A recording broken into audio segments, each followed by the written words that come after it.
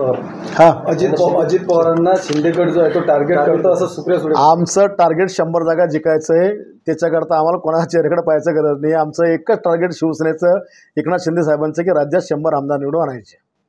जागांची वाटाघाटी झाली का? शिवसेनेचे 100 आमदार.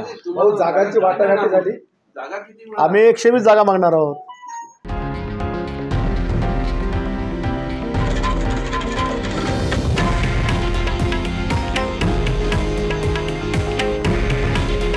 हे आहे देशातील नंबर 1 न्यूज नेटवर्क आणि आपण पाहत आहात TV9 मराठी. काळजी तुमची, हित महाराष्ट्राचं.